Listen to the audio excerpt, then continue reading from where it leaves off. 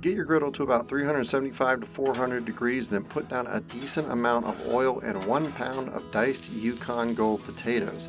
I diced these to about 1/2 inch thick and boiled them for 8 minutes in water before bringing them out. The boiling is optional, but it does speed up the cooking time, and I feel I can get a crispy outside and soft inside when doing it this way.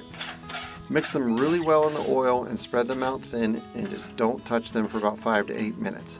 While they cook, I made some pancakes for my 4-year-old son because why not? I had the time. I couldn't really put anything else down yet because I didn't want it to overcook. So now I'll throw down my onions. I wanted to give those potatoes that 8-minute head start so the onions don't overcook. Toss all that together and move it to the side to make room for the corned beef, the star of the show. So I got my corned beef sliced about a 1/2 inch thick from the deli, just like one big 1/2 inch thick slice, and I cube it up. And this is why I also did the potatoes about a 1/2 inch thick. My goal was to have similar sized pieces. I personally wanted a chunky corned beef hash rather than a small diced or almost ground corned beef hash. I'm fine with both ways. This is just how I wanted to do it for this recipe. Also, I'm not above canned corned beef hash. Ain't nothing wrong with that. Put down my rye bread, then turn off all the burners but one. I'm trying to lower the temp to around 325 degrees for my eggs.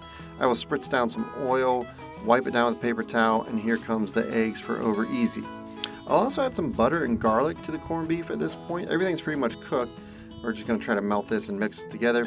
Here's some pepper on my eggs and the meat and potatoes. Feel free to use salt as well, but I feel like the corned beef is salty enough for me.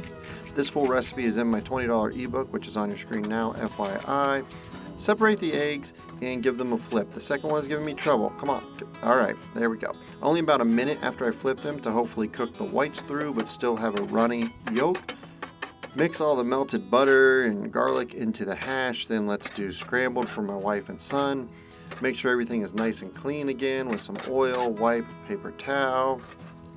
Slowly pour 3 scrambled eggs, then try to just kind of wrangle them back in. Just let them set up. Bring them back together. It should just take about a minute to cook. Flip them over, and then we're going to go ahead and throw them on the cutting board with the other eggs. At the very end here, I'm going to add 1/4 cup of salsa. This is just jar salsa, nothing special. Another reason I didn't add more salt or any salt is because of this has salt in it.